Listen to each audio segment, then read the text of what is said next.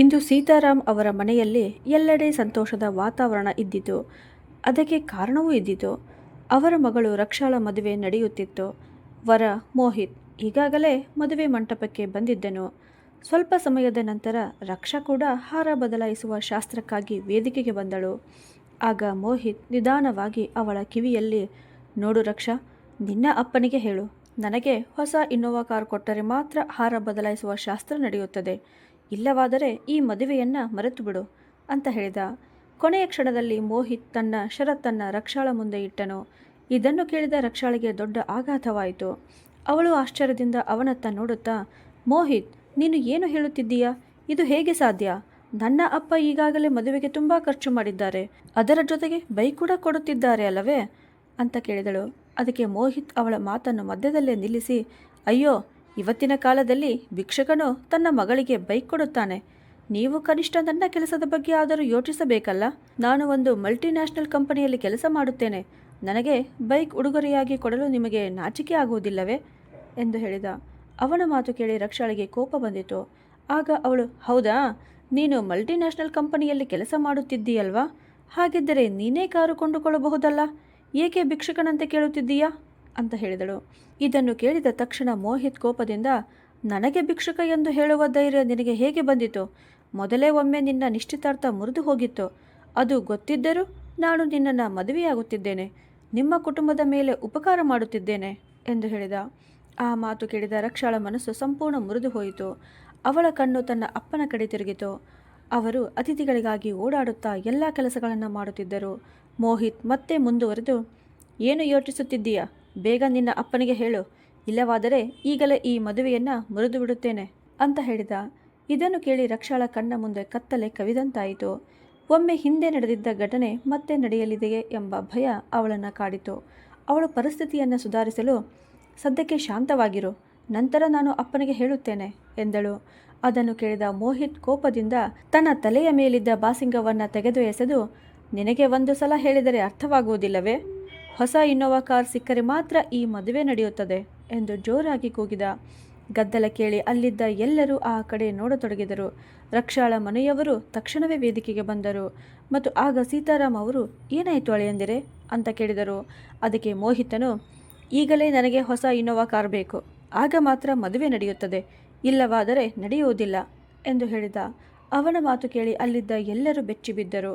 ಸೀತಾರಾಮ್ ಅವರು ತುಂಬ ಚಿಂತೆಗೆ ಒಳಗಾದರು. ಉಳಿದವರು ಆಘಾತಕ್ಕೊಳಗಾದರು. ವಿಶೇಷವಾಗಿ ಮದುವೆಗೆ ಬಂದಿದ್ದ ವರಪಕ್ಷದವರು ತಮ್ಮೊಳಗೆ ಮಾತನಾಡಿಕೊಳ್ಳತೊಡಗಿದರು. ಈ ಮೋಹಿತ್ಗೆ ಹುಚ್ಚು ಹಿಡಿದಿದೆಯಾ? ಇಂಥ ಬೇಡಿಕೆ ಇದ್ದರೆ ಮೊದಲೇ ಹೇಳಬೇಕಿತ್ತು.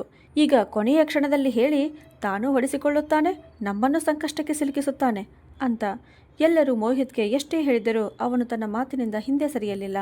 ಬದಲಾಗಿ ರಕ್ಷಾಳ ಬಗ್ಗೆ ಕೆಟ್ಟದಾಗಿ ಮಾತನಾಡತೊಡಗಿದ. ಈ ಹುಡುಗಿಯ ನಿಶ್ಚಿತಾರ್ಥ ಮೊದಲೇ ಬೇರೆ ಹುಡುಗನೊಂದಿಗೆ ಆಗಿತ್ತು, ಆದರೂ ನಾನು ಅದನ್ನು ಲೆಕ್ಕಿಸದೆ ಮದುವೆಯಾಗಲು ಒಪ್ಪಿದ್ದೇನೆ, ಇಲ್ಲದಿದ್ದರೆ ಬೇರೆಯವರು ಬಿಟ್ಟ ಹುಡುಗಿಯನ್ನು ಮದುವೆಯಾಗುವ ಆಸೆ ನನಗಿಲ್ಲ ಅಂತ. ಇದನ್ನು ಕೇಳಿದ ತಕ್ಷಣ ರಕ್ಷಾಳ ಅಣ್ಣ ಕೋಪದಿಂದ ಮೋಹಿತನ ಕೆನ್ನೆಗೆ ಒಂದು ಬಲವಾದ ಏಟು ಹೊಡೆದು, ನನ್ನ ತಂಗಿಯ ಬಗ್ಗೆ ಕೆಟ್ಟದಾಗಿ ಮಾತನಾಡುವ ಧೈರ್ಯ ನಿನಗೆ ಹೇಗೆ ಬಂದಿತು ಅಂತ ಕೇಳಿದ. ಅವಕಾಶ ಸಿಕ್ಕ ತಕ್ಷಣ ಕೆಲವರು ಅಲ್ಲಿಂದ ಜಾರಿಕೊಂಡು ಹೋದರು. ಉಳಿದವರನ್ನು ಅಲ್ಲಿಯೇ ತಡೆದು ಇಟ್ಟು ಪೊಲೀಸರಿಗೆ ಕರೆ ಮಾಡಲಾಯಿತು. ಪೊಲೀಸರು ಬಂದ ಕೂಡಲೇ ಮೋಹಿತ್ನನ್ನು ಬಂಧಿಸಿದರು. ಆಗ ಒಬ್ಬ ಪೊಲೀಸರು, ಏನಯ್ಯ, ಎಲ್ಲರ ಮುಂದೆ ವರದಕ್ಷಿಣೆ ಕೇಳುತ್ತಿದ್ದೀಯಾ ಅಂತ ಕೇಳಿದರು. ಅದಕ್ಕೆ ಮೋಹಿತನು ಸೊಕ್ಕಿನ ಧ್ವನಿಯಲ್ಲಿ, ಇದು ನನ್ನ ಹಕ್ಕು, ಇದರಲ್ಲಿ ವರದಕ್ಷಿಣೆ ಎಲ್ಲಿಂದ ಬಂದಿತು ಅಂತ ಹೇಳಿದ. ಅದನ್ನು ಕೇಳಿದ ಪೊಲೀಸ್ ಕೋಪದಿಂದ, ನಿನ್ನ ಹಕ್ಕು ನಿನಗೆ ಜೈಲಿನ ಕಂಬಿಗಳ ಹಿಂದೆ ಸಿಗುತ್ತದೆ ಅಂತ ಹೇಳುತ್ತಲೇ ಪೊಲೀಸರು ಮೋಹಿತ್ ಮತ್ತು ಅವನ ಮನೆಯವರನ್ನು ಬಂಧಿಸಿ ಕರೆದುಕೊಂಡು ಹೋದರು. ಈತ ರಕ್ಷಾ ನೆಲದ ಮೇಲೆ ಕುಳಿತು ಮದುವೆಯ ಮಂಟಪವನ್ನು ಒಂದೇ ದೃಷ್ಟಿಯಿಂದ ನೋಡುತ್ತಾ ಇದ್ದಳು. ಸ್ವಲ್ಪ ಹೊತ್ತಿನ ಹಿಂದೆ ಎಷ್ಟು ಸುಂದರವಾಗಿ ಕಾಣುತ್ತಿದ್ದ ಆ ಮಂಟಪ ಕ್ಷಣಾರ್ಧದಲ್ಲಿ ಬೀಸಿದ ಬಿರುಗಾಳಿಯಿಂದ ಅವಳ ಬದುಕೆ ಹಾಳಾದಂತಾಗಿತ್ತು. ಅವಳ ಸ್ಥಿತಿಯನ್ನು ನೋಡಿ ತಾಯಿ ಗಾಯತ್ರಿ ಅವರ ಕಣ್ಣಲ್ಲಿ ಕಣ್ಣೀರು ತುಂಬಿತು. ಅವರು ರಕ್ಷಾಳ ಬಳಿ ಬಂದು ಅವಳನ್ನು ತಮ್ಮ ಎದೆಗೆ ಅಪ್ಪಿಕೊಂಡರು. ರಕ್ಷಾ ಕೂಡ ಚಿಕ್ಕ ಮಗುವಿನಂತೆ ತಾಯಿಯನ್ನು ಬಿಗಿಯಾಗಿ ಹಿಡಿದು ಜೋರಾಗಿ ಅಳತೊಡಗಿದಳು. ಗಾಯತ್ರಿ ಅವರು ಅವಳ ಕಣ್ಣೀರನ್ನು ಒರೆಸುತ್ತಾ, ಸಾಕಮ್ಮ, ನನ್ನ ಮಗಳೇ, ಅಳಬೇಡ, ನೀನು ಏಕೆ ಅಳುತ್ತಿದ್ದೀಯ? ಅವನು ನಿನಗೆ ತಕ್ಕವರನಾಗಿಲ್ಲ ಅಂತ ಹೇಳಿದರು. ನಂತರ ತಮ್ಮ ಸೊಸೆ ಪೂಜಾಳಿಗೆ, ಸೊಸೆ ಪೂಜಾ, ರಕ್ಷಾಳನ್ನು ಮನೆಗೆ ಕರೆದುಕೊಂಡು ಹೋಗು, ಅಂತ ಹೇಳಿದರು. ಸ್ವಲ್ಪ ಹೊತ್ತಿನಲ್ಲಿಯೇ ಪೂಜಾ ರಕ್ಷಾಳನ್ನು ಮನೆಗೆ ಕರೆದುಕೊಂಡು ಬಂದಳು. ಮನೆಗೆ ಬಂದ ತಕ್ಷಣ ರಕ್ಷಾ ನೇರವಾಗಿ ತನ್ನ ಕೋಣೆಗೆ ಹೋಗಿ ಬಾಗಿಲು ಹಾಕಿಕೊಂಡಳು. ನಿಧಾನವಾಗಿ ನಡೆದು ಕನ್ನಡಿಯ ಮುಂದೆ ನಿಂತಳು. ಆಗ ಅವಳಿಗೆ ಮೊದಲೇ ಒಮ್ಮೆ ನಿನ್ನ ನಿಶ್ಚಿತಾರ್ಥ ಮುರಿದು ಹೋಗಿತ್ತು. ಆದರೂ ಅದನ್ನು ಲೆಕ್ಕಿಸದೆ ನಾನು ನಿನ್ನನ್ನು ಮದುವೆಯಾಗುತ್ತಿದ್ದೇನೆ. ಇಲ್ಲದಿದ್ದರೆ ಬೇರೆಯವರು ಬಿಟ್ಟ ಹುಡುಗಿಯನ್ನ ಮದುವೆಯಾಗುವ ಆಸೆ ನನಗಿಲ್ಲ ಅಂತ ಮೋಹಿತ್ ಹೇಳಿದ್ದ ಮಾತುಗಳು ಇನ್ನೂ ಅವಳ ಕಿವಿಯಲ್ಲಿ ಮೊಳಗುತ್ತಿದ್ದವು. ಆ ಮಾತುಗಳನ್ನು ನೆನೆದು ರಕ್ಷಾ ತನ್ನ ಎರಡೂ ಕೈಗಳನ್ನು ಕಿವಿಗಳ ಮೇಲೆ ಇಟ್ಟು ನೆಲದ ಮೇಲೆ ಕುಳಿತಳು. ಅವಳಿಗೆ ತನ್ನ ಮೊದಲ ನಿಶ್ಚಿತಾರ್ಥ ನೆನಪಾಯಿತು. ಆಗಲೂ ಆ ಹುಡುಗ ವರದಕ್ಷಿಣೆಯ ಆಸೆ ಪಡುವವನಾಗಿದ್ದ. ಮದುವೆಗೆ ಮುಂಚೆಯೇ ವರದಕ್ಷಿಣೆ ಕೇಳಿದ್ದರಿಂದ ಮದುವೆಯವರೆಗೂ ವಿಷಯವೇ ಹೋಗಿರಲಿಲ್ಲ. ಮೊದಲೇ ಆ ಸಂಬಂಧ ಮುರಿದು ಹೋಗಿತ್ತು. ಅದರಲ್ಲಿ ತನ್ನ ತಪ್ಪೇನೂ ಇರಲಿಲ್ಲ. ಆದರೂ ಯಾವುದೇ ತಪ್ಪಿಲ್ಲದೆ ಇಂದು ಇಂತಹ ಶಿಕ್ಷೆ ಅನುಭವಿಸಬೇಕಾಗುತ್ತದೆ ಎಂದು ರಕ್ಷಾ ಕನಸಿನಲ್ಲೂ ಊಹಿಸಿರಲಿಲ್ಲ. ಅವಳು ತನ್ನ ದೇಹದಲ್ಲಿದ್ದ ಎಲ್ಲ ಆಭರಣಗಳನ್ನು ತೆಗೆದು ಒಂದು ಕಡೆ ಎಸೆದು ಜೋರಾಗಿ ಅಳತೊಡಗಿದಳು. ಅವಳ ಅಳುವ ಶಬ್ದ ಹೊರಗಡೆಯವರಿಗೂ ಕೇಳಿಸುತ್ತಿತ್ತು. ರಕ್ಷಾಳ ಅಳುವ ಧ್ವನಿ ಕೇಳಿ ಅವಳ ತಂದೆ ಸೀತಾರಾಮ್ ಸಂಪೂರ್ಣವಾಗಿ ಕುಸಿದು ಬಿದ್ದರು. ಮಗಳ ಮದುವೆ ಮುರಿದ ಆಘಾತವೇ ಅವರಿಗೆ ಸಾಕಾಗಿತ್ತು. ಈಗ ಮಗಳ ಸ್ಥಿತಿ ನೋಡಿ ಅವರು ಇನ್ನಷ್ಟು ದುಃಖಗೊಂಡರು. ಅವರಿಗೆ ಉಸಿರು ಮಾತ್ರ ಇದ್ದಿತು. ಉಳಿದಂತೆ ಅವರು ಸಂಪೂರ್ಣ ಮುರಿದು ಹೋಗಿದ್ದರು. ಅವರು ಓಡುತ್ತಾ ರಕ್ಷಾಳ ಕೋಣೆಯ ಬಾಗಿಲನ್ನು ತಟ್ಟುತ್ತಾ, ನನ್ನ ಮಗಳೇ, ನನ್ನ ಮಾತನ್ನಾದರೂ ಕೇಳಮ್ಮ, ನಿನ್ನ ಅಪ್ಪನ ಮಾತನ್ನು ಕೇಳುವುದಿಲ್ಲವೇ ಅಂತ ಹೇಳಿದರು. ಆದರೆ ರಕ್ಷಾ ನಿರಂತರವಾಗಿ ಅಳುತ್ತಲೇ ಇದ್ದಳು. ಸೀತಾರಾಮ್ ಅವರೂ ಕೂಡ ಅಳುತ್ತಾ, ರಕ್ಷಾ, ನನ್ನ ಮಾತು ಕೇಳಮ್ಮ ಮಗಳೇ ಅಂತ ಹೇಳುತ್ತಿದ್ದರು. ತನ್ನ ತಂದೆಯ ಅಳುವ ಧ್ವನಿ ಕೇಳುತ್ತಿದ್ದಂತೆ ರಕ್ಷಾಳ ಹೃದಯ ನಡುಗಿತು. ಅವಳು ಎಲ್ಲವನ್ನ ಸಹಿಸಬಲ್ಲವಳಾಗಿದ್ದಳು. ಆದರೆ ತನ್ನ ತಂದೆ ಅಳುವುದನ್ನು ಮಾತ್ರ ಅವಳಿಗೆ ಸಹಿಸಲಾಗುತ್ತಿರಲಿಲ್ಲ. ಬಹಳ ಕಷ್ಟಪಟ್ಟು ಗಂಟಲು ಸರಿಪಡಿಸಿಕೊಂಡು, ನಾನು ಚೆನ್ನಾಗಿದ್ದೀನಿ ಅಪ್ಪ ಎಂದು ಮಾತ್ರ ಹೇಳಿದಳು. ಅದಾದ ನಂತರ ಮತ್ತೆ ಅವಳ ಕಣ್ಣಿನಿಂದ ಕಣ್ಣೀರು ಧಾರಿಯಾಗಿ ಹರಿಯತೊಡಗಿತು. ತನ್ನ ಅಳುವ ಶಬ್ದ ಹೊರಗೆ ಕೇಳಿಸಬಾರದು ಎಂದು ಹತ್ತಿರದಲ್ಲಿದ್ದ ದುಪಟ್ಟವನ್ನು ಬಾಯಿಗೆ ಒತ್ತಿಕೊಂಡಳು. ಅದೇ ಸಮಯದಲ್ಲಿ ಹೊರಗೆ ನಿಂತಿದ್ದ ರಕ್ಷಾಳ ಅತ್ತಿಗೆ ಪೂಜಾ ಮನಸ್ಸಿನಲ್ಲಿಯೇ ಗೊಣಗಿಕೊಳ್ಳತೊಡಗಿದಳು. ಏನು ಕಷ್ಟವೋ ಇದು, ಚೆನ್ನಾಗಿ ಇವತ್ತೇ ಇವಳ ಮದುವೆಯಾಗಿ ಹೋಗಬೇಕಿತ್ತು. ಆದರೆ ಈಗ ಮತ್ತೆ ಮನೆಗೆ ಬಂದು ಕುಳಿತಿದ್ದಾಳೆ. ನನಗೆ ಯಾವಾಗ ಸ್ವಾತಂತ್ರ್ಯ ಸಿಗುತ್ತದೆಯೋ ಗೊತ್ತಿಲ್ಲ. ನನ್ನ ಗಂಡನಿಗೂ ತನ್ನ ತಂಗಿಯೇ ಮುಖ್ಯ. ನಾನು ಇನ್ನು ಈ ನಾಟಕವನ್ನು ಹೆಚ್ಚು ಹೊತ್ತು ನೋಡಲಾರೆ. ಹೀಗೆ ಗೊಣಗುತ್ತಾ ಕಾಲನ್ನು ಬಲವಾಗಿ ಬಡಿಯುತ್ತಾ ಅವಳು ತನ್ನ ಕೋಣೆಯೊಳಗೆ ಹೋಗಿಬಿಟ್ಟಳು. ಅದನ್ನು ನೋಡಿದ ಗಾಯತ್ರಿ ಅವರು ಸೀತಾರಾಮ್ ಅವರ ಭುಜದ ಮೇಲೆ ಕೈಯಿಟ್ಟು, ಅವಳನ್ನು ಸ್ವಲ್ಪ ಹೊತ್ತು ಒಬ್ಬಳೇ ಇರಲು ಬಿಡಿ ಎಂದು ಹೇಳಿದರು. ಸೀತಾರಾಮ್ ಅವರು ಸುಸ್ತಾದ ಹೆಜ್ಜೆಗಳಿಂದ ತಮ್ಮ ಕೋಣೆಯ ಕಡೆಗೆ ನಿಧಾನವಾಗಿ ನಡೆದರು. ಸ್ವಲ್ಪ ಹೊತ್ತಿನ ಹಿಂದೆ ಸಂತೋಷದಿಂದ ಕಂಗೊಳಿಸುತ್ತಿದ್ದ ಆ ಮನೆ ಈಗ ಶೋಕದ ಮನೆಯಾಗಿ ಬದಲಾಗಿತ್ತು. ಇತ್ತ ಪೊಲೀಸರು ಮೋಹಿತ್ಗೆ ಚೆನ್ನಾಗಿ ಪಾಠ ಕಲಿಸುತ್ತಿದ್ದರು. ಅವನ ಮನೆಯವರು ಮಾತ್ರ ನಮ್ಮ ಮಗನನ್ನು ಬಿಟ್ಟು ಬಿಡಿ ಎಂದು ಬೇಡಿಕೊಳ್ಳುತ್ತಾ ಅಲೆದಾಡುತ್ತಿದ್ದರು. ಅದಕ್ಕೆ ಒಬ್ಬ ಪೊಲೀಸ್, ಇದು ವರದಕ್ಷಿಣೆ ಪ್ರಕರಣ, ಇವನು ಇಷ್ಟು ಸುಲಭವಾಗಿ ಜೈಲಿನಿಂದ ಹೊರಗೆ ಬರುವುದಿಲ್ಲ ಎಂದು ಹೇಳಿದರು. ಆ ಮಾತು ಕೇಳಿದ ನಂತರ ಮೋಹಿತ್ ಮುಖದಲ್ಲಿಯೂ ಭಯ ಕಾಣಿಸತೊಡಗಿತು. ಮರುದಿನ ರಕ್ಷಾಳ ಅಪ್ಪ, ಅಮ್ಮ ಮತ್ತು ಅಣ್ಣ ಅವಳನ್ನು ಸಮಾಧಾನಪಡಿಸುತ್ತಾ, ರಕ್ಷಾ, ನಡೆದುದನ್ನು ಮರೆತು ಬಿಡು ಅಂತ ಹೇಳಿದರು.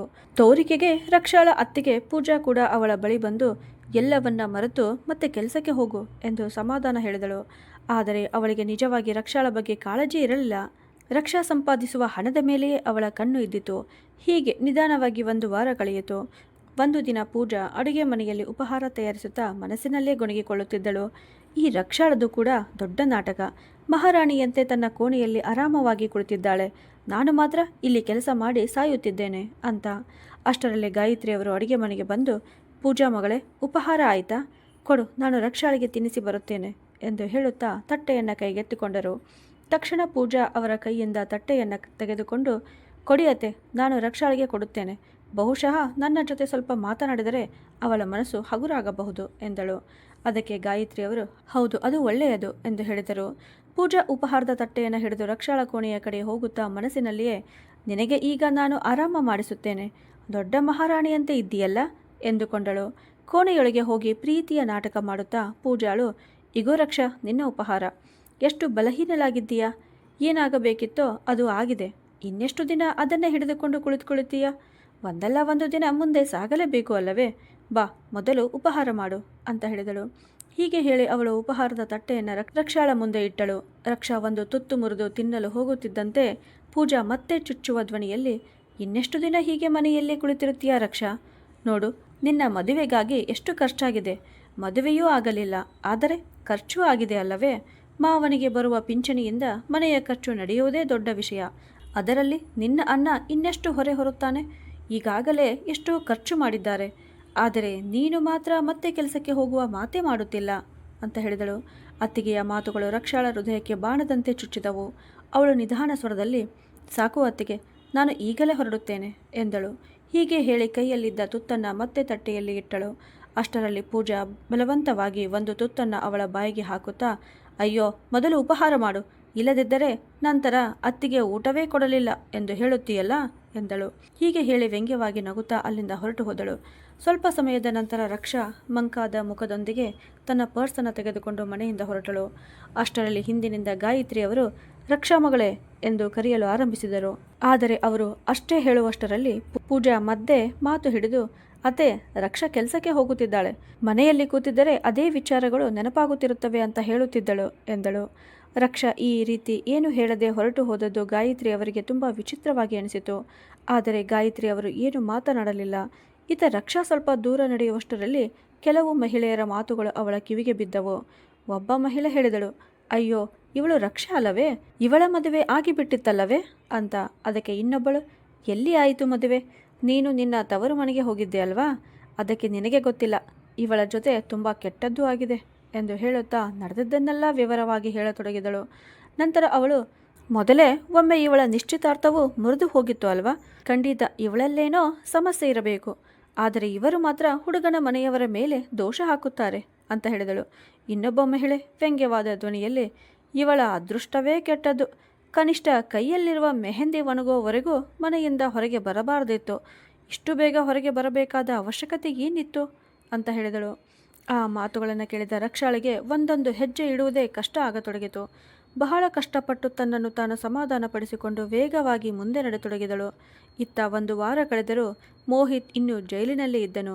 ಅವನ ತಂದೆ ತಾಯಿ ಅವನನ್ನು ಹೊರಗೆ ಬಿಡಿಸಲು ಎಲ್ಲ ಪ್ರಯತ್ನಗಳನ್ನು ಮಾಡುತ್ತಿದ್ದರು. ಆದರೆ ಯಾವುದೂ ಫಲಿಸಲಿಲ್ಲ. 1 ವಾರದಿಂದ ಅವರು ಮೋಹಿತ್ನನ್ನು ನೋಡಲು ಆಗಿರಲಿಲ್ಲ. ಪೊಲೀಸರು ಭೇಟಿಯಾಗಲು ಕೂಡ ಅವಕಾಶ ನೀಡಿರಲಿಲ್ಲ. ಬಹಳ ಬೇಡಿಕೊಂಡ ನಂತರ ಮೋಹಿತನ ತಾಯಿ ಕಮಲಾದೇವಿಗೆ ಇಂದು ಮಾತ್ರ ಅವನನ್ನು ಭೇಟಿಯಾಗಲು ಅನುಮತಿ ಸಿಕ್ಕಿತ್ತು.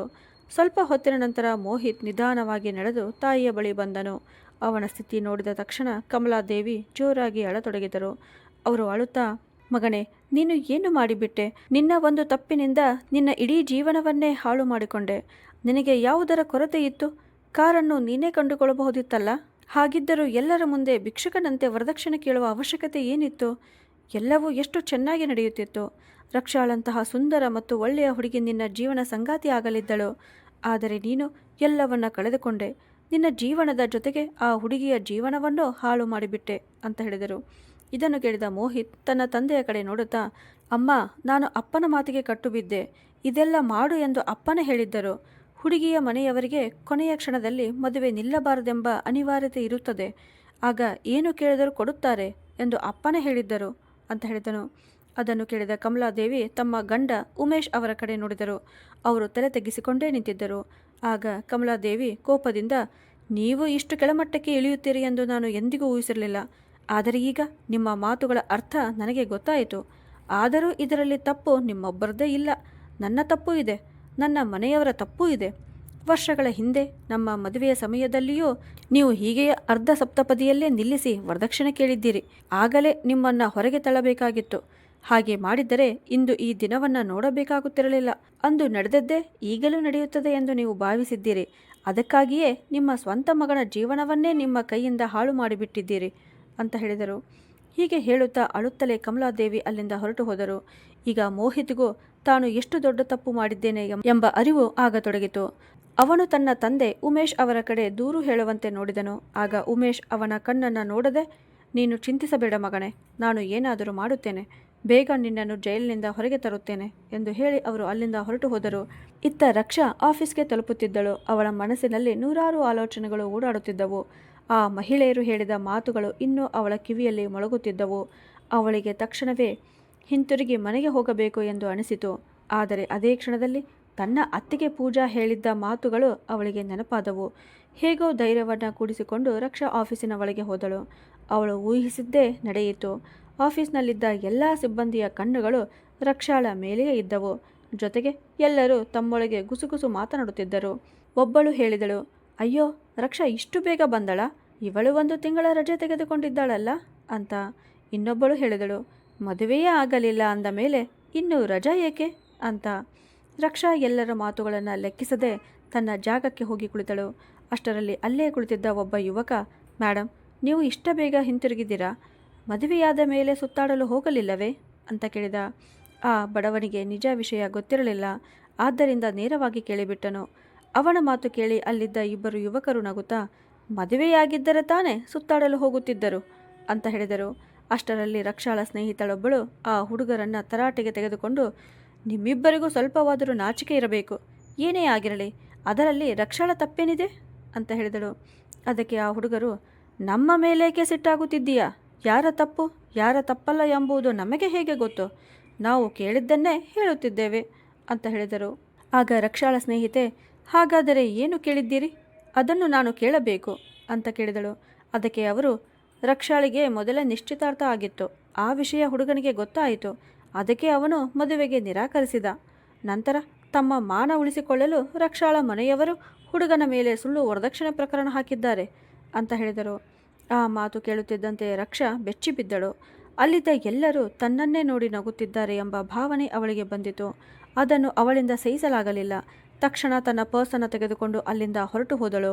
ಅವಳ ಸ್ನೇಹಿತೆ ಎಷ್ಟೇ ಕರೆದರೂ ರಕ್ಷಾ ಒಮ್ಮೆ ಕೂಡ ಹಿಂತಿರುಗಿ ನೋಡಲಿಲ್ಲ. ಮನೆಗೆ ತಲುಪಿದ ಕೂಡಲೇ ರಕ್ಷಾ ನೇರವಾಗಿ ತನ್ನ ಕೋಣೆಗೆ ಹೋದಳು. ಅವಳು ಹೀಗೆ ಇದ್ದಕ್ಕಿದ್ದಂತೆ ಹಿಂತಿರುಗಿದ್ದನ್ನು ನೋಡಿ ಮನೆಯವರೆಲ್ಲ ಆಶ್ಚರ್ಯಪಟ್ಟರು.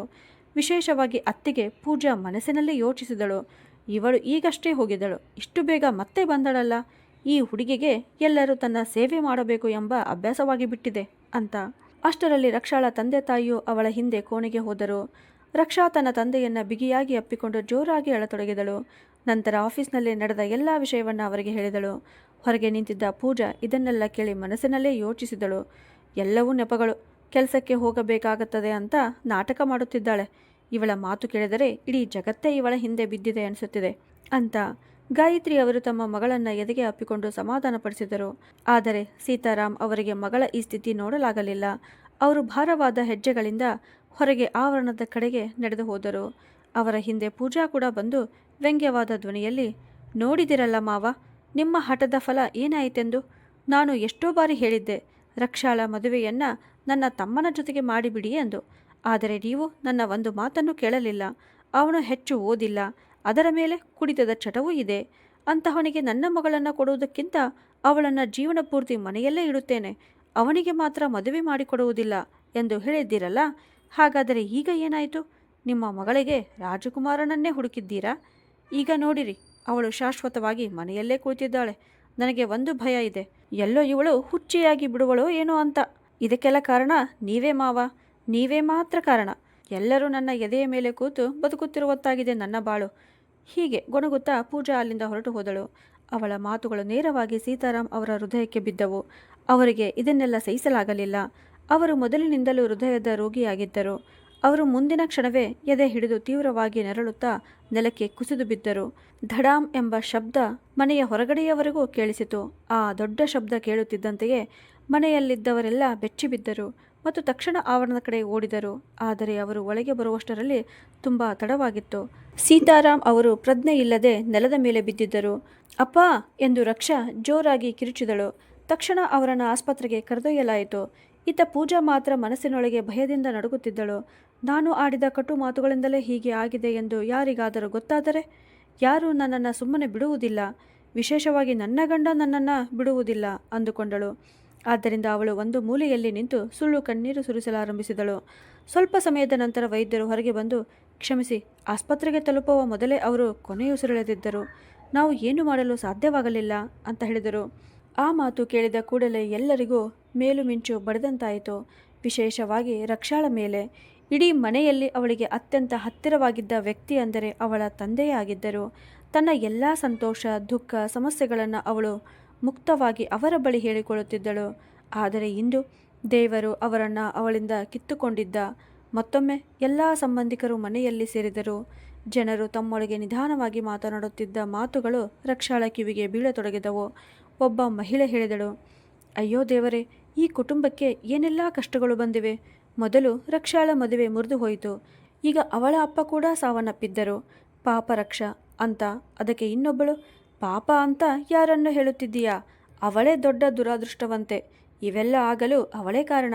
ತನ್ನ ಮದುವೆಯನ್ನೇ ಉಳಿಸಿಕೊಳ್ಳಲಿಲ್ಲ, ಈಗ ತನ್ನ ತಂದೆಯನ್ನು ಕಳೆದುಕೊಳ್ಳುವಂತೆ ಮಾಡಿದ್ದಾಳೆ ಅಂತ ಹೇಳಿದರು. ಎಷ್ಟು ಜನರೋ ಅಷ್ಟು ಮಾತುಗಳು. ಆ ಸಮಯದಲ್ಲಿ ಯಾರಿಗೂ ಏನನ್ನ ಹೇಳುವ ಪರಿಸ್ಥಿತಿ ಇರಲಿಲ್ಲ. ಕಾಲ ಕಳೆದ ನಂತರ ಎಲ್ಲ ಸಂಬಂಧಿಕರು ತಮ್ಮ ತಮ್ಮ ಮನೆಗಳಿಗೆ ಹೋದರು. ಆದರೆ ಹೋಗುವ ಮುನ್ನ ಅವರು ರಕ್ಷಾಳ ಮನಸ್ಸಿನಲ್ಲಿ ಒಂದು ವಿಷದ ಮಾತನ್ನು ಬಿಟ್ಟು ಹೋದರು. ನಿನ್ನ ಅಪ್ಪನ ಸಾವಿಗೆ ನೀನೇ ಕಾರಣ ಅಂತ. ರಕ್ಷಾ ಮೊದಲೇ ಸಂಪೂರ್ಣವಾಗಿ ಕುಸಿದಿದ್ದಳು. ಈಗ ತನ್ನ ತಂದೆಯ ಸಾವಿನ ಆರೋಪವು ಅವಳ ಮೇಲೆಯೇ ಬಿದ್ದಿತು. ನಿಧಾನವಾಗಿ ಅವಳು ತೀವ್ರ ಖಿನ್ನತೆಯ ಕಡೆ ಜಾರಲಾರಂಭಿಸಿದಳು. ಅವಳು ಸಂಪೂರ್ಣ ಮೌನವಾಗಿ ಬಿಟ್ಟಳು. ಮನೆಯಲ್ಲಿ ಏನು ನಡೆಯುತ್ತಿದೆ, ಏನು ನಡೆಯುತ್ತಿಲ್ಲ ಎಂಬುದರ ಅರಿವೇ ಅವಳಿಗೆ ಇರಲಿಲ್ಲ. ಅವಳ ಸ್ಥಿತಿ ತುಂಬ ದಯನೀಯವಾಗಿತ್ತು. ಅವಳು ತನ್ನ ಕೆಲಸವನ್ನು ಬಿಟ್ಟು ಬಿಟ್ಟಳು. ಇದೇ ಅವಕಾಶ ಎಂದುಕೊಂಡ ಪೂಜಾ ತನ್ನ ಗಂಡ ಪ್ರಕಾಶನ ಕಿವಿ ತುಂಬಲಾರಂಭಿಸುತ್ತಾ, ನೋಡು ಪ್ರಕಾಶ್, ರಕ್ಷಾ ಅಂತವಳೇ ಆಗಿದ್ದಾಳೆ. ಕೆಲಸವನ್ನು ಬಿಟ್ಟು ಬಿಟ್ಟಿದ್ದಾಳೆ. ಮಾವನ ಸಾವಿಗೂ ಅವಳೇ ಕಾರಣ ಆಗಿದ್ದಾಳೆ. ಮೊದಲೇ ತನ್ನ ನಿಶ್ಚಿತಾರ್ಥ ಮುರಿಯದಿದ್ದರೆ ಇಂದು ಈ ದಿನ ನೋಡಬೇಕಾಗುತ್ತಿರಲಿಲ್ಲ ಅಂತ ಹೇಳಿದಳು. ಅದಕ್ಕೆ ಪ್ರಕಾಶ್ ಜೋರಾದ ಧ್ವನಿಯಲ್ಲಿ, ಏನು ಹೇಳುತ್ತಿದ್ದೀಯಾ ಪೂಜಾ? ಆ ಹುಡುಗನೇ ತಪ್ಪು ಮಾಡಿದ್ದ. ಅವನು ವರದಕ್ಷಿಣೆ ಕೇಳಿದ್ದ. ಇದರಲ್ಲಿ ರಕ್ಷಾಳ ಯಾವ ತಪ್ಪು ಇಲ್ಲ ಅಂತ ಹೇಳಿದನು. ಅದಕ್ಕೆ ಪೂಜಾ ತಕ್ಷಣ, ಸರಿ, ಆ ಹುಡುಗ ತಪ್ಪು ಮಾಡಿದನೆಂದು ಒಪ್ಪೋಣ. ಆದರೆ ನನ್ನ ತಮ್ಮ ಏನು ತಪ್ಪು ಮಾಡಿದ್ದ? ಅವನು ಸ್ವಲ್ಪ ಮದ್ಯ ಕುಡಿಯುತ್ತಾನೆ ಅಷ್ಟೇ. ನೀನು ಕೆಲವೊಮ್ಮೆ ಕುಡಿಯುತ್ತೀಯಲ್ಲ, ಅದಕ್ಕಾಗಿ ನಾನು ಯಾವತ್ತಾದರೂ ದೂರು ಕೊಟ್ಟಿದ್ದೇನಾ? ಆದರೆ ನಿನ್ನ ತಂಗಿಯದು ಮಾತ್ರ ತುಂಬ ನಾಟಕ. ಪ್ರತಿ ಹುಡುಗನಲ್ಲಿಯೂ ಒಂದಲ್ಲ ಒಂದು ಕೊರತೆ ಹುಡುಕುವ ಅಭ್ಯಾಸ ಅವಳಿಗೆ ಇದೆ. ಅವಳ ಈ ಸ್ವಭಾವದಿಂದಲೇ ಇಂದು ಮಾವ ನಮ್ಮ ಜೊತೆ ಇಲ್ಲ ಅಂತ ಪೂಜಾ ತನ್ನ ಗಂಡನನ್ನು ತನ್ನ ಕಡೆ ಸೆಳೆಯಲು ಎಲ್ಲ ರೀತಿಯ ಪ್ರಯತ್ನ ಮಾಡುತ್ತಿದ್ದಳು. ನಿಧಾನವಾಗಿ ಅವಳ ಮಾತುಗಳ ಪ್ರಭಾವ ಪ್ರಕಾಶ್ ಮೇಲೂ ಬೀಳತೊಡಗಿತು. ಇತ್ತ ಮೋಹಿತನ ತಂದೆ ತಮ್ಮ ಮಗನನ್ನು ಜೈಲಿನಿಂದ ಹೊರಗೆ ತರಲು ಎಲ್ಲ ಪ್ರಯತ್ನಗಳನ್ನು ಮಾಡುತ್ತಿದ್ದರು. ಆದರೆ ಅವರ ವಕೀಲ ಸ್ಪಷ್ಟವಾಗಿ ಹೇಳಿದರು, ಹುಡುಗಿಯ ಮನೆಯವರು ದೂರು ಹಿಂತೆಗೆದುಕೊಳ್ಳುವವರೆಗೂ ಮೋಹಿತ್ ಜೈಲಿನಿಂದ ಹೊರಗೆ ಬರಲು ಸಾಧ್ಯವಿಲ್ಲ. ಈ ಪ್ರಕರಣವನ್ನು ಮುಗಿಸಬೇಕಾದರೆ ನೀವು ಅವರಿಗೆ ಹಣ ನೀಡಿ ಒಪ್ಪಿಸಿಕೊಳ್ಳಬೇಕು ಅಂತ. ಮಗನನ್ನು ಉಳಿಸಿಕೊಳ್ಳಬೇಕೆಂಬ ಕಾರಣಕ್ಕೆ ಅವರು ರಕ್ಷಾಳ ಮನೆಗೆ ಹೊರಟರು. ಆದರೆ ಮನೆಯ ಹೊರಗೆ ಅವರಿಗೆ ಪೂಜಾ ಸಿಕ್ಕಳು. ಅವರು ವಿನಮ್ರವಾದ ಧ್ವನಿಯಲ್ಲಿ, ಮಗಳೇ, ತಪ್ಪು ನಮ್ಮದೇ ಎಂಬುದು ನನಗೂ ಗೊತ್ತಿದೆ. ಆದರೆ ಆಗಿದ್ದು ಆಗಿ ಹೋಯಿತು. ದೇವರ ಹೆಸರಿಗಾಗಿ ನನ್ನ ಮಗನ ಜೀವನ ಹಾಳಾಗದಂತೆ ಕಾಪಾಡಿ ಈ ಪ್ರಕರಣವನ್ನು ಹಿಂದೆ ತೆಗೆದುಕೊಳ್ಳಿ. ಅದಕ್ಕಾಗಿ ನಾನು ನಿಮಗೆ 10 ಲಕ್ಷ ರೂಪಾಯಿ ಕೊಡಲು ಕೂಡ ಸಿದ್ಧನಿದ್ದೇನೆ ಅಂತ ಹೇಳಿದರು. 10 ಲಕ್ಷ ರೂಪಾಯಿ ಎಂಬ ಮಾತು ಕೇಳುತ್ತಿದ್ದಂತೆಯೇ ಪೂಜಾಳ ಕಣ್ಣಲ್ಲಿ ಹೊಳಪು ಮೂಡಿತು. ಆಗ ಅವಳು, ಸರಿ, ನಾನು ರಕ್ಷಾಳನ್ನು ಒಪ್ಪಿಸುತ್ತೇನೆ. ಇಂದು ರಾತ್ರಿ ಹಣ ತೆಗೆದುಕೊಂಡು ಮನೆಗೆ ಬನ್ನಿ ಅಂತ ಹೇಳಿ ಸಂತೋಷದಿಂದ ಮನೆಯ ಒಳಗೆ ಬಂದಳು. ಒಳಗೆ ಬಂದ ಕೂಡಲೇ ತನ್ನ ಗಂಡ ಪ್ರಕಾಶನನ್ನು ಈ ವಿಷಯದಲ್ಲಿ ಸೇರಿಸಿಕೊಂಡಳು. ಉಚಿತವಾಗಿ ಸಿಗುವ ಹಣ ಯಾರಿಗೆ ಇಷ್ಟವಾಗುವುದಿಲ್ಲ? ಪ್ರಕಾಶ್ಗೂ ಪೂಜಾ ಹೇಳಿದ್ದು ಸರಿ ಎನಿಸಿತು. ಸರಿ, ಪ್ರಕಾಶ್ ಒಪ್ಪಿದ್ದಾನೆ, ಈಗ ರಕ್ಷಾಳನ್ನು ಮಾತ್ರ ಒಪ್ಪಿಸಬೇಕು ಎಂದು ಮನಸ್ಸಿನಲ್ಲಿ ಯೋಚಿಸುತ್ತಾ ಅವಳು ರಕ್ಷಾಳ ಬಳಿ ಹೋಗಿ, ಅವಳು, ರಕ್ಷಾ, ನೀನು ಮೋಹಿತ್ನ ವಿರುದ್ಧ ದಾಖಲಿಸಿರುವ ಪ್ರಕರಣವನ್ನು ಹಿಂತೆಗೆದುಕೋ ಅಂತ ಹೇಳಿದಳು. ಇದನ್ನು ಕೇಳಿದ ರಕ್ಷಾ ಆಶ್ಚರ್ಯದಿಂದ ಅವಳತ್ತ ನೋಡಿದಳು. ಆಗ ಪೂಜಾ ಮತ್ತೆ ಮುಂದುವರೆದು, ಹೀಗೆ ನೋಡಬೇಡ, ಅದಕ್ಕೆ ಬದಲಾಗಿ ಅವರು 10 ಲಕ್ಷ ರೂಪಾಯಿ ಕೊಡುತ್ತಿದ್ದಾರೆ. ನೀನು ಜೀವನದಲ್ಲಿ ಎಂದಾದರೂ 10 ಲಕ್ಷ ರೂಪಾಯಿ ನೋಡಿದ್ದೀಯಾ? ಮೇಲಾಗಿ ನೀನು ಕೆಲಸವನ್ನು ಬಿಟ್ಟು ಮನೆಯಲ್ಲೇ ಕುಳಿತಿದ್ದೀಯಾ? ಈಗ ಪ್ರಕಾಶ್ ಮನೆಯ ಖರ್ಚು ನೋಡಬೇಕಾ? ಇಲ್ಲ ನಿನ್ನ ಆಗದ ಮದುವೆಯ ಸಾಲ ತೀರಿಸಬೇಕಾ? ಆದ್ದರಿಂದ ನಾನು ಹೇಳುವುದನ್ನು ಸುಮ್ಮನೆ ಒಪ್ಪಿಕೋ ಎಂದು ಹೇಳಿ ಅಲ್ಲಿಂದ ಹೊರಟು ಹೋದಳು. ರಾತ್ರಿ ತಡವಾಗಿ ಮೋಹಿತ್ನ ತಂದೆ ಹಣದ ಬ್ಯಾಗ್ ಹಿಡಿದು ಅವರ ಮನೆಗೆ ಬಂದರು. ಪೂಜಾಳ ಸಂತೋಷಕ್ಕೆ ಪಾರವೇ ಇರಲಿಲ್ಲ. ಅವರು ಬ್ಯಾಗ್ ತೆರೆದು ಪೂಜಾ ಮುಂದೆ ಇಡುತ್ತಾ, ರಕ್ಷಾ ಪ್ರಕರಣವನ್ನು ಹಿಂತೆಗೆದುಕೊಳ್ಳಲು ಒಪ್ಪಿದ್ದಾಳೆ ತಾನೆ ಅಂತ ಕೇಳಿದರು. ಪೂಜಾ ಹಣದ ಕಡೆ ಆಸೆಯಿಂದ ನೋಡುತ್ತಾ, ಹೌದು, ಖಂಡಿತ, ಈಗ ಮೋಹಿತ್ ಜೈಲಿನಿಂದ ಹೊರಗೆ ಬರುತ್ತಾನೆ ಅಂತ ಹೇಳಿದಳು. ಅಷ್ಟರಲ್ಲಿ ರಕ್ಷಾ ಅಲ್ಲಿಗೆ ಬಂದಳು. ಅವಳು ಹಣದ ಬ್ಯಾಗನ್ನು ಎತ್ತಿ ಮನೆಯ ಹೊರಗೆ ಎಸೆದು ಬಿಟ್ಟಳು. ನಂತರ ಕೋಪದಿಂದ, ನಿಮ್ಮ ಈ ಹಣವನ್ನು ತೆಗೆದುಕೊಂಡು ಇಲ್ಲಿಂದ ಹೊರಟು ಹೋಗಿ. ಯಾವ ಮನುಷ್ಯನ ಕಾರಣದಿಂದ ನಾನು ನನ್ನ ಅಪ್ಪನನ್ನು ಕಳೆದುಕೊಂಡೆನೋ, ಯಾವ ಮನುಷ್ಯನ ಕಾರಣದಿಂದ ನನ್ನ ಜೀವನ ಹಾಳಾಯಿತೋ ಅವನನ್ನು ನಾನು ಜೈಲಿನಿಂದ ಹೊರಗೆ ಬರಲು ಬಿಡಬೇಕು ಎಂದು ನೀವು ಬಯಸುತ್ತಿದ್ದೀರಾ? ಎಂದಿಗೂ ಇಲ್ಲ. ಇಲ್ಲಿಂದ ಹೊರಟು ಹೋಗಿ ಅಂತ ಹೇಳಿದಳು. ರಕ್ಷಾಳ ಕೋಪವನ್ನು ನೋಡಿ ಮೋಹಿತ್ನ ತಂದೆ, ರಕ್ಷಾ ಮಗಳೇ, ತಪ್ಪು ನಮ್ಮದು ಎಂಬುದು ನಾನು ಒಪ್ಪುತ್ತೇನೆ. ನಿನಗೆ ಬೇಕಾದರೆ ಇನ್ನೂ ಹೆಚ್ಚು ಹಣ ಕೊಡುತ್ತೇನೆ. ಆದರೆ ನನ್ನ ಮಗನನ್ನು ಅಂತ ಹೇಳುವಷ್ಟರಲ್ಲಿ ಅವರ ಮಾತನ್ನು ಮಧ್ಯದಲ್ಲೇ ನಿಲ್ಲಿಸಿದ ರಕ್ಷಾ, ನಿಮ್ಮ ಈ ಹಣದಿಂದ ನನ್ನ ಅಪ್ಪನನ್ನು ಮತ್ತೆ ಜೀವಂತವಾಗಿ ಕರೆತರಲು ಸಾಧ್ಯವೇ? ಇಲ್ಲ ಅಲ್ಲವೇ? ಹಾಗಾದರೆ ನನ್ನ ಸಹನೆಯನ್ನು ಪರೀಕ್ಷಿಸಬೇಡಿ. ನಾನು ನಿಮ್ಮನ್ನು ಹೊರಗೆ ತಳ್ಳುವ ಮೊದಲು ನೀವು ಇಲ್ಲಿಂದ ಹೋಗಿ ಅಂತ ಹೇಳಿದಳು. ರಕ್ಷಾಳ ಕೋಪವನ್ನು ನೋಡಿ ಮೋಹಿತ್ನ ತಂದೆ ನಿರಾಶೆಯಾಗಿ ಅಲ್ಲಿಂದ ಹೊರಟು ಹೋದರು. ಅವರು ಹೋದ ಕೂಡಲೇ ಪೂಜಾ ರಕ್ಷಾಳ ಮೇಲೆ ಕೋಪದಿಂದ, ಅಯ್ಯೋ ಅರಿಷ್ಟ, ನೀನು ಏನು ಮಾಡಿಬಿಟ್ಟೆ? ಮನೆಗೆ ಬಂದ ಲಕ್ಷ್ಮಿಯನ್ನು ಒದ್ದು ಹೊರ ಹಾಕಿದೆಯಲ್ಲ. ಎಂದು ಕೂಗಿದಳು. ಹೀಗೆ ಹೇಳುತ್ತಾ ರಕ್ಷಾಳ ಕೆನ್ನೆಗೆ ಬಲವಾಗಿ ಒಂದು ಏಟು ಹೊಡೆದಳು. ಪೂಜಾ ಎಂದು ಪ್ರಕಾಶ್ ಜೋರಾಗಿ ಕೂಗಿದನು. ಆದರೆ ಪೂಜಾ ಅವನ ಮೇಲೆಯೇ ಸಿಟ್ಟಿನಿಂದ, ನನ್ನ ಮೇಲೆ ಕೂಗಬೇಡಿ, ನಿನ್ನ ತಂಗಿ ಏನು ಮಾಡಿದ್ದಾಳೆ ನೋಡು, 10 ಲಕ್ಷ ರೂಪಾಯಿ ಬರುತ್ತಿದ್ದವು, ನೀನು ಜೀವನ ಪೂರ್ತಿ ದುಡಿದರೂ ಅಷ್ಟು ಹಣ ಸಂಪಾದಿಸಲು ಸಾಧ್ಯವಿಲ್ಲ ಅಂತ ಹೇಳಿದಳು. ಪೂಜಾಳ ಮಾತುಗಳು ಈಗ ಪ್ರಕಾಶನ ಮೇಲೆಯೂ ಪರಿಣಾಮ ಬೀರತೊಡಗಿದವು. 10 ಲಕ್ಷ ರೂಪಾಯಿಯ ಆಸೆ ಅವನ ಮನಸ್ಸನ್ನ ಆವರಿಸಿತು. ಈಗ ಅವನಿಗೆ ಪೂಜಾ ಸರಿಯಾಗಿಯೂ ರಕ್ಷಾ ತಪ್ಪಾಗಿಯೂ ಕಾಣತೊಡಗಿದಳು. ಅವನು ರಕ್ಷಾಳನ್ನ ನೋಡಿ, ರಕ್ಷಾ, ನೀನು ಏನು ಮಾಡಿದೆ? ಇಷ್ಟು ದೊಡ್ಡ ಮೊತ್ತದ ಹಣ ಬರುತ್ತಿತ್ತು, ಆದರೆ ನೀನೇ ಎಲ್ಲವನ್ನ ಹಾಳು ಮಾಡಿಬಿಟ್ಟೆ ಅಂತ ಹೇಳಿದನು. ತನ್ನ ಅಣ್ಣನ ಬಾಯಿಯಿಂದ ಈ ಮಾತುಗಳನ್ನು ಕೇಳಿ ರಕ್ಷಾ ಬೆಚ್ಚಿಬಿದ್ದಳು. ಒಮ್ಮೆ ತನ್ನ ಮೇಲೆ ಪ್ರಾಣವನ್ನೇ ಇಡುತ್ತಿದ್ದ ಅಣ್ಣ ಇಂದು ಅವಳ ವಿರುದ್ಧ ನಿಂತಿದ್ದನು. ಆಗ ರಕ್ಷಾ ನೋವಿನ ಧ್ವನಿಯಲ್ಲಿ, ಅಣ್ಣ, ನಿಮಗೆ ಹಣ ಮಾತ್ರ ಕಾಣುತ್ತಿದೆ, ಆದರೆ ಆ ಹಣ ತೆಗೆದುಕೊಂಡರೆ ನಮ್ಮ ಅಪ್ಪನ ಸಾವಿಗೆ ಕಾರಣನಾದವನು ಜೈಲಿನಿಂದ ಹೊರಗೆ ಬರುತ್ತಾನೆ ಎಂಬುದು ಕಾಣುತ್ತಿಲ್ಲವೇ ಅಂತ ಕೇಳಿದಳು. ಅದಕ್ಕೆ ಪೂಜಾ ವಿಷಕಾರುವ ಧ್ವನಿಯಲ್ಲಿ, ಹಾಗಾದರೆ ಮೋಹಿತ್ ಜೈಲಿನಲ್ಲಿಯೇ ಇದ್ದರೆ ನಿನ್ನ ಅಪ್ಪ ಮತ್ತೆ ಬದುಕಿ ಬರುತ್ತಾರೆಯಾ ಎಂದು ಹೇಳಿ ಕೋಪದಿಂದ ಕಾಲು ಬಡಿದು ತನ್ನ ಕೋಣೆಗೆ ಹೋಗಿಬಿಟ್ಟಳು. ಪ್ರಕಾಶ್ ಕೂಡ ಅವಳ ಹಿಂದೆ ಹೋದನು. ರಕ್ಷಾ ಸಂಪೂರ್ಣವಾಗಿ ಕುಸಿದು ಬಿಟ್ಟಳು. ತನ್ನ ಅಣ್ಣ ಮತ್ತು ಅತ್ತಿಗೆಯ ಮೇಲೆಯೇ ಅವಳಿಗೆ ಅಸಹ್ಯ ಉಂಟಾಯಿತು. ಇವರು ಎಂತಹ ಜನ, ಇಷ್ಟು ಕೆಳಮಟ್ಟದವರು, ಇಷ್ಟು ಹಣದ ಆಸೆಯವರು. ಅಯ್ಯೋ ಅಪ್ಪ ನನ್ನ ಜೊತೆ ಇದ್ದಿದ್ದರೆ ಎಷ್ಟು ಚೆನ್ನಾಗಿರುತ್ತಿತ್ತು ಅಂತ ರಕ್ಷಾ ಗೋಡೆಯ ಮೇಲೆ ಹಾಕಿದ ತನ್ನ ತಂದೆಯ ಫೋಟೋವನ್ನು ನೋಡುತ್ತಾ ದುಃಖದಿಂದ ಹೇಳಿದಳು. ಅಪ್ಪ, ನನ್ನನ್ನು ಬಿಟ್ಟು ಏಕೆ ಹೋಗಿಬಿಟ್ಟಿರಿ? ಹೀಗೆ ಹೇಳಿ ಅವಳು ತನ್ನ ತಾಯಿಯ ಗಾಯತ್ರಿ ಅವರ ಬಳಿ ಹೋದಳು. ಗಾಯತ್ರಿ ಅವರು ತಮ್ಮ ಕೋಣೆಯಲ್ಲಿ ಆರಾಮದಾಯಕದ ಕುರ್ಚಿಯಲ್ಲಿ ಕುಳಿತು ನಡೆದ ಎಲ್ಲ ಮಾತುಗಳನ್ನು ಕೇಳುತ್ತಿದ್ದರು. ರಕ್ಷಾ ಅವರ ಬಳಿ ಹೋಗುತ್ತಿದ್ದಂತೆಯೇ ಅವರ ಮಡಿಲಲ್ಲಿ ತಲೆಯಿಟ್ಟು ಜೋರಾಗಿ ಅಳತೊಡಗಿದಳು. ಈತ ಕೋಪದಿಂದ ಉರಿಯುತ್ತಿದ್ದ ಪೂಜಾ ಪ್ರಕಾಶ್ಗೆ, ನಿನ್ನ ತಂಗಿಯನ್ನ ನೀನೇ ಒಪ್ಪಿಸು, ಇಲ್ಲವಾದರೆ ನನಗೆ 10 ಲಕ್ಷ ರೂಪಾಯಿ ತಂದುಕೊಡು ಅಂತ ಹೇಳಿದಳು. ಅದಕ್ಕೆ ಪ್ರಕಾಶನು, ಪೂಜಾ, ನೀನು ಮಿತಿ ಮೀರಿದ್ದೀಯಾ, ನಾನು 10 ಲಕ್ಷ ರೂಪಾಯಿ ಎಲ್ಲಿಂದ ತರಲಿ ಅಂತ ಹೇಳಿದನು. ಅದಕ್ಕೆ ಪೂಜಾ ಸಿಟ್ಟಿನಿಂದ, ಹಾಗಾದರೆ ನನ್ನ ಮತ್ತು ರಕ್ಷಾಳ ಮಧ್ಯೆ ನೀನು ಬರಬೇಡ, ಪ್ರಕರಣವನ್ನು ಹಿಂತೆಗೆದುಕೊಳ್ಳಲು ಅವಳನ್ನು ಹೇಗೆ ಒಪ್ಪಿಸಬೇಕು ಎಂಬುದು ನನಗೆ ಚೆನ್ನಾಗಿ ಗೊತ್ತು ಅಂತ ಹೇಳಿದಳು. ಅದಕ್ಕೆ ಪ್ರಕಾಶನು, ಸರಿ, ನಿನಗೆ ಏನು ಮಾಡಬೇಕೋ ಅದನ್ನು ಮಾಡು, ನಾನು ಏನು ಹೇಳುವುದಿಲ್ಲ ಅಂತ ಹೇಳಿದನು. ಆ ಮಾತು ಕೇಳಿದ ತಕ್ಷಣ ಪೂಜಾಳ ಮುಖದಲ್ಲಿ ಕುತಂತ್ರದ ನಗು ಮೂಡಿತು.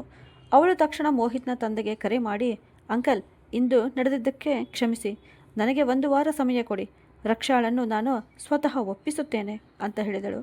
ಅದಕ್ಕೆ ಮೋಹಿತ್ನ ತಂದೆ ಸರಿ ಎಂದು ಹೇಳಿ ಕರೆ ಮುಗಿಸಿದರು. ಆಗ ಪೂಜಾ ಮನಸ್ಸಿನಲ್ಲೇ ಯೋಚಿಸಿದಳು, ಈಗ ನೋಡು ರಕ್ಷಾ, ನಿನಗೆ ಏನು ಮಾಡುತ್ತೇನೆ ಎಂದು. ಕೊನೆಗೆ ನೀನೇ ಆ ಪ್ರಕರಣವನ್ನು ಹಿಂತೆಗೆದುಕೊಳ್ಳುವೆ. ಆ 10 ಲಕ್ಷ ರೂಪಾಯಿ ನನಗೆ ಯಾವ ಪರಿಸ್ಥಿತಿಯಲ್ಲಾದರೂ ಬೇಕು, ಅದಕ್ಕಾಗಿ ನಾನು ಏನು ಬೇಕಾದರೂ ಮಾಡುತ್ತೇನೆ. ಹೀಗೆ ಗೊಣಗುತ್ತಾ ಅವಳು ಮಲಗಿಕೊಂಡಳು. ಇತ್ತ ಗಾಯತ್ರಿ ಅವರು ರಕ್ಷಾಳ ತಲೆಯ ಮೇಲೆ ಕೈ ಆಡಿಸುತ್ತಾ, ನನ್ನ ಮಗಳು ಹೀಗೆ ಇರಲಿಲ್ಲ, ಭಯಪಡುವುದನ್ನಾಗಲಿ ಸೋಲುವುದನ್ನಾಗಲಿ ಅವಳು ಎಂದಿಗೂ ಕಲಿತಿರಲಿಲ್ಲ. ಹಾಗಿದ್ದವಳು ಎಂದು ಹೀಗೆ ಹೇಗಾದಳು? ನಿನ್ನನ್ನು ಈ ಸ್ಥಿತಿಯಲ್ಲಿ ನೋಡಿ ನಿನ್ನ ಅಪ್ಪ ಖುಷಿಯಾಗಿರುತ್ತಾರಾ? ಇಲ್ಲ ಮಗಳೇ, ಅವರಿಗೆ ತುಂಬ ನೋವಾಗುತ್ತಿದೆ ಅಂತ ಹೇಳಿದರು. ತಾಯಿಯ ಮಾತು ಕೇಳಿ ರಕ್ಷಾ ಏನು ಮಾತನಾಡಲಿಲ್ಲ. ಅವಳು ಅವರ ಮಡಿಲಲ್ಲಿ ತಲೆ ಇಟ್ಟು ಸುಮ್ಮನೆ ಅಳುತ್ತಲೇ ಇದ್ದಳು. ಅಷ್ಟರಲ್ಲಿ ಗಾಯತ್ರಿ ಅವರು ಮತ್ತೆ, ಸರಿ ಮಗಳೇ, ಒಂದು ಮಾತು ಹೇಳು, ಮೋಹಿತ್ಗೆ ನೀನು ಶಿಕ್ಷೆ ಕೊಡಿಸಿದ್ದೀಯಾ? ಆದರೆ ಯಾವುದೇ ತಪ್ಪಿಲ್ಲದೆ ನೀನೇ ಅನುಭವಿಸುತ್ತಿರುವ ಈ ಶಿಕ್ಷೆಯ ಬಗ್ಗೆ ಏನು ಅಂತ ಕೇಳಿದರು. ಆ ಮಾತು ಕೇಳಿದ ರಕ್ಷಾ ಆಶ್ಚರ್ಯದಿಂದ ತಾಯಿಯ ಮುಖದತ್ತ ನೋಡಿದಳು. ಗಾಯತ್ರಿ ಅವರು ತಮ್ಮ ಕೈಯಿಂದ ಅವಳ ಕಣ್ಣೀರು ಒರೆಸುತ್ತಾ, ಹೌದು ಮಗಳೇ, ಇದು ಕೂಡ ಒಂದು ಶಿಕ್ಷೆಯೇ. ನೀನೇ ನಿನ್ನನ್ನು ಒಂದು ಕೋಣೆಯೊಳಗೆ ಬಂಧಿಸಿಕೊಂಡಿದ್ದೀಯಾ, ನಿನ್ನ ಕೆಲಸವನ್ನು ಬಿಟ್ಟು ಬಿಟ್ಟಿದ್ದೀಯಾ, ಜನರು ಹೇಳುವ ಮಾತುಗಳಿಗೆ ನೀನೇ ತಲೆಬಾಗಿದ್ದೀಯಾ, ಮತ್ತು ನಿನ್ನ ಅಪ್ಪ ನಿನಗೆ ಕಲಿಸಿದ್ದ ಜೀವನದ ಪಾಠಗಳನ್ನೇ ಮರೆತು ಬಿಟ್ಟಿದ್ದೀಯಾ ಅಂತ ಹೇಳಿದರು. ಅದಕ್ಕೆ ರಕ್ಷಾಳು, ಅಮ್ಮ, ನಾನು ಸಂಪೂರ್ಣವಾಗಿ ಕುಸಿದು ಹೋಗಿದ್ದೆ, ನನಗೆ ಏನೂ ಅರ್ಥವಾಗುತ್ತಿರಲಿಲ್ಲ. ನಾನು ಎಷ್ಟು ಮುಂದೆ ಸಾಗಲು ಪ್ರಯತ್ನಿಸಿದರೂ ಅಷ್ಟೇ ಜನ ನನ್ನನ್ನು ಮತ್ತೆ ಹಿಂದಕ್ಕೆ ಎಳೆದು ಅದೇ ಜಾಗದಲ್ಲಿ ನಿಲ್ಲಿಸುತ್ತಾರೆ. ಜನರು ಆಡಿದ ಮಾತುಗಳು ಇನ್ನೂ ನನ್ನ ಕಿವಿಯಲ್ಲಿ ಮೊಳಗುತ್ತಿವೆ. ಕೆಲವೊಮ್ಮೆ ಎಲ್ಲ ತಪ್ಪು ನನ್ನದೇ ಅನಿಸುತ್ತದೆ, ಹೆಣ್ಣಾಗಿ ಹುಟ್ಟಿದ್ದೇ ತಪ್ಪು ಅನಿಸುವಂತಾಗಿದೆ ಅಂತ ಹೇಳಿ ರಕ್ಷಾ ಮತ್ತೆ ಅಳತೊಡಗಿದಳು. ಗಾಯತ್ರಿ ಅವರು ಅವಳನ್ನು ಸಮಾಧಾನಪಡಿಸುತ್ತಾ, ಸಾಕು ಮಗಳೇ, ತುಂಬ ಅತ್ತಿದ್ದೀಯಾ, ಇನ್ನು ನೀನು ಎಲ್ಲವನ್ನ ಧೈರ್ಯದಿಂದ ಎದುರಿಸಬೇಕು ಅಂತ ಹೇಳಿದರು. ರಕ್ಷಾ ತನ್ನ ಕಣ್ಣೀರನ್ನು ಒರೆಸಿಕೊಂಡು, ಹೌದು ಅಮ್ಮ, ನೀವು ಹೇಳಿದ್ದು ಸರಿ ಎಂದು ಹೇಳಿ ಅವಳು ಅಡುಗೆ ಮನೆಗೆ ಹೋಗಿ ಹಾಲನ್ನು ಬಿಸಿ ಮಾಡತೊಡಗಿದಳು. ಇತ್ತ ಪೂಜಾಳಿಗೆ ನಿದ್ದೆಯೇ ಬರುತ್ತಿರಲಿಲ್ಲ. ಅಡುಗೆ ಮನೆಯಿಂದ ಪಾತ್ರೆಗಳ ಸದ್ದು ಕೇಳುತ್ತಿದ್ದಂತೆ ಅವಳು ಎದ್ದು ಹೊರಗೆ ಬಂದಳು. ಅಡುಗೆ ಮನೆಗೆ ಹೋಗಿ ನೋಡಿದಾಗ ರಕ್ಷಾ ಕೈಯಲ್ಲಿ ಹಾಲಿನ ಗ್ಲಾಸ್ ಹಿಡಿದು ನಿಂತಿದ್ದಳು. ಅದನ್ನು ನೋಡಿ ಪೂಜಾ ವ್ಯಂಗ್ಯವಾದ ಧ್ವನಿಯಲ್ಲಿ, ಈ ಹಾಲು, ಈ ಎಲ್ಲ ತಿನ್ನುವ ಸಾಮಾನುಗಳು ಹಣ ಕೊಟ್ಟು ತರುತ್ತಾರೆ, ನೀನು ಮಾತ್ರ ಆರಾಮವಾಗಿ ಪುಕ್ಕಟೆಯಾಗಿ ಉಪಯೋಗಿಸುತ್ತಿದ್ದೀಯಾ ಅಂತ ಹೇಳಿ ನಗುತ್ತಾ ಅಲ್ಲಿಂದ ಹೊರಟು ಹೋದಳು. ರಕ್ಷಾ ಏನೂ ಮಾತನಾಡಲಿಲ್ಲ. ಅವಳು ಹಾಲಿನ ಗ್ಲಾಸ್ ತೆಗೆದುಕೊಂಡು ತಾಯಿಯ ಕೋಣೆಗೆ ಹೋದಳು. ಗಾಯತ್ರಿ ಅವರಿಗೆ ಹಾಲು ಕುಡಿಸಿ ಮಲಗಿಸಿದಳು. ನಂತರ ತನ್ನ ಲ್ಯಾಪ್ಟಾಪ್ ತೆರೆದು ತಡರಾತ್ರಿಯವರೆಗೂ ಹೊಸ ಕೆಲಸಕ್ಕಾಗಿ ಹುಡುಕತೊಡಗಿದಳು. ಮರುದಿನ ಬೆಳಗ್ಗೆ ರಕ್ಷಾ ಹೊಸ ಉತ್ಸಾಹ ಮತ್ತು ಆತ್ಮವಿಶ್ವಾಸದೊಂದಿಗೆ ಎದ್ದಳು. ಇಲ್ಲಿಯವರೆಗೂ ತಾನು ಮಾಡಿದ ತಪ್ಪುಗಳನ್ನು ತಿದ್ದಿಕೊಳ್ಳಬೇಕು ಎಂದು ಅವಳು ನಿರ್ಧರಿಸಿದ್ದಳು. ಆದ್ದರಿಂದ ಆ ದಿನ ಅವಳು ಸಂದರ್ಶನಕ್ಕೆ ಹೋಗಲು ಸಿದ್ಧಳಾದಳು. ಸ್ವಲ್ಪ ಹೊತ್ತಿನ ನಂತರ ತನ್ನ ಪರ್ಸ್ ಹಿಡಿದು ಹೊರಗೆ ಬಂದಳು. ಅವಳನ್ನು ಆ ರೀತಿ ಸಿದ್ಧವಾಗಿ ನೋಡಿದ ಪೂಜಾಳಿಗೆ ಆಶ್ಚರ್ಯವಾಯಿತು. ಅವಳು ಮನಸ್ಸಿನಲ್ಲೇ ಗೊಣಗಿಕೊಂಡಳು. ಇವಳನ್ನು ನೋಡು, ಎಷ್ಟು ಚೆನ್ನಾಗಿ ಸಿದ್ಧವಾಗಿ ಹೊರಟಿದ್ದಾಳೆ ಅಂತ. ಅಷ್ಟರಲ್ಲಿ ಅವರ ಮನೆಯ ಕೆಲಸದಾಕೆ ಶಾಂತಾಬಾಯಿ ಬಂದಳು. ಅವಳನ್ನು ನೋಡುತ್ತಿದ್ದಂತೆಯೇ ಪೂಜಾಳು, ಅಯ್ಯೋ ಅಲ್ಲೇ ನಿಲ್ಲು, ಇನ್ನು ನೀನು ಮುಂದೆ ಕೆಲಸಕ್ಕೆ ಬರುವ ಅಗತ್ಯವಿಲ್ಲ ಅಂತ ಹೇಳಿದಳು. ಅದನ್ನು ಕೇಳಿ ಶಾಂತಾಬಾಯಿ ಗಾಬರಿಯಾದಳು. ಆಗ ಅವಳು, ಏನಾಯಿತು ಅಕ್ಕ, ನನ್ನಿಂದ ಏನಾದರೂ ತಪ್ಪಾಯಿತೇ ಅಂತ ಕೇಳಿದಳು. ಪೂಜಾ ರಕ್ಷಾಳ ಕಡೆ ನೋಡುತ್ತಾ, ಇಲ್ಲ, ನಿನ್ನಿಂದ ಯಾವ ತಪ್ಪು ಆಗಿಲ್ಲ. ಆದರೆ ನಿನಗೆ ಸಂಬಳ ಕೊಡಲು ನಮ್ಮ ಬಳಿ ಹಣ ಇಲ್ಲ. ನನ್ನ ಗಂಡ ಅಷ್ಟು ಸಂಪಾದನೆ ಮಾಡುವುದಿಲ್ಲ. ಇಬ್ಬರನ್ನ ಉಚಿತವಾಗಿ ಮನೆಯಲ್ಲಿ ಕೂರಿಸಿ ಊಟ ಹಾಕಬೇಕು. ಅದರ ಮೇಲೆ ಕೆಲಸದಾಕೆಯ ಖರ್ಚನ್ನು ನೋಡಬೇಕು ಅಂದರೆ ಆಗುವುದಿಲ್ಲ. ಆದ್ದರಿಂದ ನೀನು ಬೇರೆ ಕೆಲಸ ಹುಡುಕಿಕೋ ಅಂತ ಹೇಳಿದಳು. ಪೂಜಾ ಏನು ಹೇಳಲು ಪ್ರಯತ್ನಿಸುತ್ತಿದ್ದಾಳೆ ಎಂಬುದು ರಕ್ಷಾಳಿಗೆ ಚೆನ್ನಾಗಿ ಅರ್ಥವಾಗಿತ್ತು. ಪೂಜಾ ಮನಸ್ಸಿನಲ್ಲಿಯೇ ಖುಷಿಪಟ್ಟಳು. ಇನ್ನು ಮನೆಯ ಎಲ್ಲ ಕೆಲಸವನ್ನು ಈ ಅಮ್ಮ ಮಗಳು ಇಬ್ಬರೇ ಮಾಡಬೇಕು, ಆಗ ಗೊತ್ತಾಗುತ್ತದೆ ಇವರಿಗೆ ಅಂತ. ಆದರೆ ಮುಂದಿನ ಕ್ಷಣವೇ ರಕ್ಷಾ ಅವಳ ಎಲ್ಲ ನಿರೀಕ್ಷೆಗಳನ್ನು ಮುರಿದಳು. ಅವಳು ಶಾಂತ ಧ್ವನಿಯಲ್ಲಿ, ನೀವು ಹೇಳಿದ್ದು ಸರಿ ಅತ್ತಿಗೆ, ಆದರೆ ನೀವು ಕೆಲಸ ಮಾಡದೇ ಇರುವುದರಿಂದಲೇ ನಿಮ್ಮ ತೂಕ ದಿನದಿಂದ ದಿನಕ್ಕೆ ಹೆಚ್ಚಾಗುತ್ತಿದೆ ಅಂತ ಹೇಳಿದಳು. ನಂತರ ಶಾಂತಾಬಾಯಿಯ ಕಡೆ ತಿರುಗಿ, ಶಾಂತಾಬಾಯಿ, ನೀವು ಅಮ್ಮನ ಕೋಣೆ ಮತ್ತು ನನ್ನ ಕೋಣೆ ಮಾತ್ರ ಸ್ವಚ್ಛ ಮಾಡಿಬಿಡಿ. ಉಳಿದ ಕೆಲಸವನ್ನು ಅತ್ತಿಗೆ ತಾವೇ ಮಾಡಿಕೊಳ್ಳುತ್ತಾರೆ. ನಿಮ್ಮ ಸಂಬಳವನ್ನು ನಾನು ಕೊಡುತ್ತೇನೆ ಅಂತ ಹೇಳಿದಳು. ಅದಕ್ಕೆ ಶಾಂತಾಬಾಯಿ ನಗುತ್ತಾ, ಸರಿ ರಕ್ಷಾ ಎಂದು ಹೇಳಿ ಗಾಯತ್ರಿ ಅವರ ಕೋಣೆಯನ್ನು ಸ್ವಚ್ಛ ಮಾಡಲು ಹೋದಳು. ರಕ್ಷಾ ತನ್ನ ದುಪಟ್ಟವನ್ನು ಸರಿಪಡಿಸಿಕೊಂಡು ಮನೆಯಿಂದ ಹೊರಟಳು. ಪೂಜಾ ಮಾತ್ರ ಅವಳು ಹೋಗುವುದನ್ನೇ ನೋಡುತ್ತಾ ನಿಂತಳು. ಸ್ವಲ್ಪ ಸಮಯದ ನಂತರ ರಕ್ಷಾ ಒಂದು ಕಚೇರಿಯ ಮುಂದೆ ತಲುಪಿದಳು. ಆಟೋ ಚಾಲಕನಿಗೆ ಹಣ ಕೊಟ್ಟು ಒಳಗೆ ಹೋದಳು. ಅಲ್ಲಿ ಸಂದರ್ಶನ ಆರಂಭವಾಗಲು ಇನ್ನೇನು ಕೆಲವೇ ಕ್ಷಣಗಳು ಬಾಕಿ ಇದ್ದವು. ಅಲ್ಲಿಯೂ ಹಲವಾರು ಸಂದರ್ಶನಕ್ಕಾಗಿ ಕಾಯುತ್ತಾ ಕುಳಿತಿದ್ದರು. ರಕ್ಷಾ ಕೂಡ ಹೋಗಿ ಒಂದು ಬದಿಯಲ್ಲಿ ಶಾಂತವಾಗಿ ಕುಳಿತುಕೊಂಡಳು. ಅಷ್ಟರಲ್ಲಿ ಒಬ್ಬ ಯುವಕ ಹೊರಗೆ ಬಂದು, ಇನ್ನು 20 ನಿಮಿಷಗಳಲ್ಲಿ ನಿಮ್ಮನ್ನು ಒಳಗೆ ಕರೆಯಲಾಗುತ್ತದೆ. ಅಲ್ಲಿಯವರೆಗೆ ಎಲ್ಲರೂ ಕಾಫಿ ಕುಡಿಯಿರಿ ಅಂತ ಹೇಳಿದನು. ಹೀಗೆ ಹೇಳಿ ಅವನು ಮತ್ತೆ ಒಳಗೆ ಹೋದನು. ಅವನು ಹೋದ ಕೂಡಲೇ ಒಬ್ಬ ಮಹಿಳೆ ಎಲ್ಲರಿಗೂ ಕಾಫಿ ತರುತ್ತಾ ಮೆಟ್ಟಲು ಇಳಿಯುತ್ತಿದ್ದಳು. ಆದರೆ ಅವಳು ಕೊನೆಯ ಮೆಟ್ಟಲಿನ ಮೇಲೆ ಒಂದು ಹೆಜ್ಜೆ ಇಳಿಯುತ್ತಿದ್ದಂತೆಯೇ ಜಾರಿ ಕೆಳಗೆ ಬಿದ್ದಳು. ಅವಳ ಕೈಯಲ್ಲಿದ್ದ ಕಾಫಿಯು ಸಂಪೂರ್ಣ ನೆಲಕ್ಕೆ ಚೆಲ್ಲಿ ಹೋಯಿತು. ಕೆಲವರು ಓಡಿ ಅವಳ ಬಳಿ ಬಂದರು. ರಕ್ಷಾ ಕೂಡ ತಕ್ಷಣ ಅಲ್ಲಿಗೆ ಹೋಗಿ, ಅಯ್ಯೋ ಇವರಿಗೆ ಏನಾಯಿತು, ಬೇಗ ಆಸ್ಪತ್ರೆಗೆ ಕರೆದೊಯ್ಯಬೇಕು ಅನಿಸುತ್ತಿದೆ ಅಂತ ಹೇಳಿದಳು. ಅಷ್ಟರಲ್ಲಿ ಒಳಗಿನಿಂದ ಧ್ವನಿ ಕೇಳಿಸಿತು, ಸಂದರ್ಶನ ಆರಂಭವಾಗಿದೆ, ಮಿಸ್ ರೂಪಾ ದಯವಿಟ್ಟು ಒಳಗೆ ಬನ್ನಿ ಅಂತ. ಅದನ್ನು ಕೇಳಿ ರೂಪಾ ಎಂಬ ಹುಡುಗಿ ಎದ್ದು ಒಳಗೆ ಹೋದಳು. ಹೊರಗೆ ನಿಂತಿದ್ದ ಎಲ್ಲರೂ, ಬನ್ನಿ ಬನ್ನಿ, ಈಗ ನಮ್ಮ ಸರದಿಯೂ ಬರುತ್ತದೆ ಎಂದು ಕಚೇರಿಯ ಮುಂದೆ ಹೋಗಿ ನಿಂತರು. ಇದನ್ನು ನೋಡಿ ರಕ್ಷಾಳಿಗೆ ಆಶ್ಚರ್ಯವಾಯಿತು. ಇವರಿಗೆ ತಮ್ಮ ಕೆಲಸವೇ ಮುಖ್ಯವಾಗಿದೆ, ಈ ವಯಸ್ಸಾದ ಅಜ್ಜಿಯನ್ನು ಯಾರೂ ಗಮನಿಸುತ್ತಿಲ್ಲ ಎಂದುಕೊಂಡಳು. ಅವಳು ಅಲ್ಲಿದ್ದವರನ್ನು ನೋಡಿ, ನೀವೆಲ್ಲ ಸ್ವಲ್ಪ ಹೊತ್ತು ಇವರನ್ನು ನೋಡಿಕೊಳ್ಳಿ, ನಾನು ಬೇಗ ಒಂದು ಆಟೋ ಕರೆದುಕೊಂಡು ಬರುತ್ತೇನೆ, ನಂತರ ಇವರನ್ನು ಆಸ್ಪತ್ರೆಗೆ ಕರೆದುಕೊಂಡು ಹೋಗುತ್ತೇನೆ ಅಂತ ಹೇಳಿದಳು.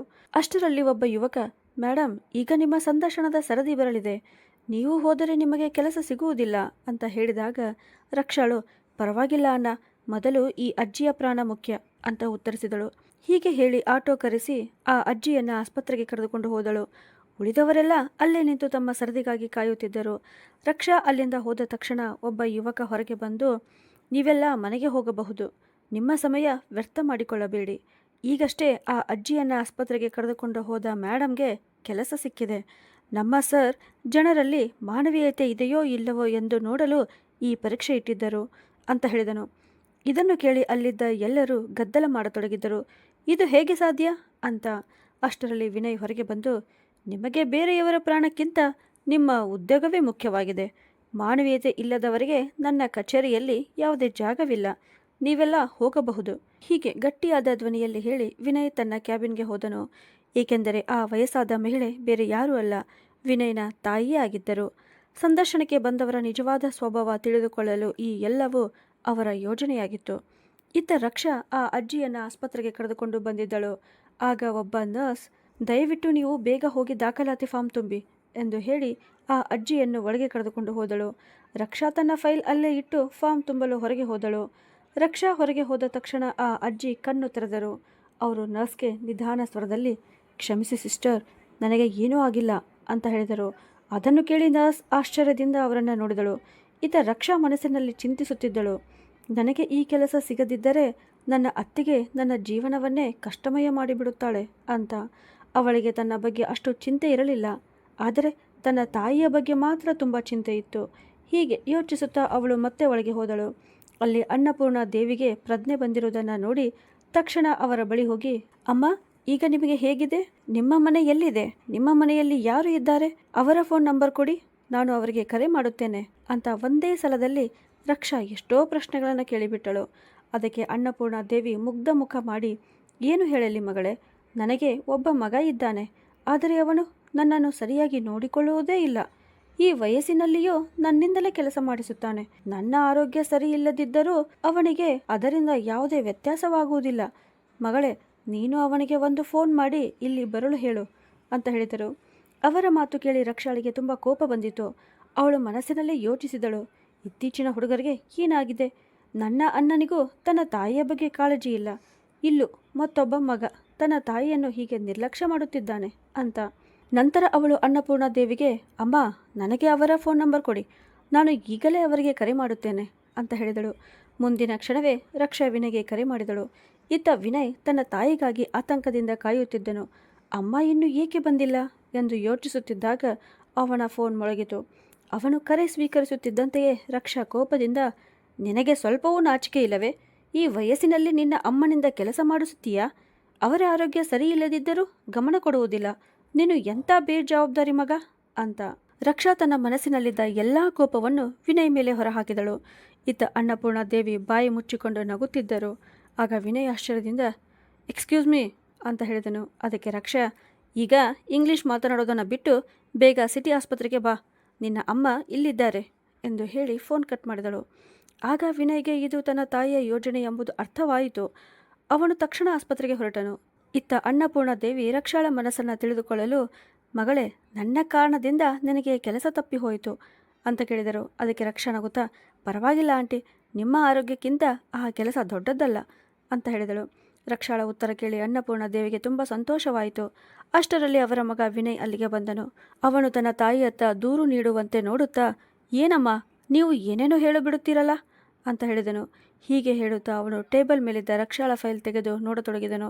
ರಕ್ಷಾ ಕೂಡ ಅವನತ್ತ ಆಶ್ಚರ್ಯದಿಂದ ನೋಡುತ್ತಿದ್ದಳು. ಅವಳು ಏನಾದರೂ ಹೇಳುವ ಮುನ್ನವೇ ವಿನಯ್, ನೀವು ಏನಾದರೂ ಹೇಳುವ ಮೊದಲು ನನ್ನ ಮಾತನ್ನು ಗಮನದಿಂದ ಕೇಳಿ.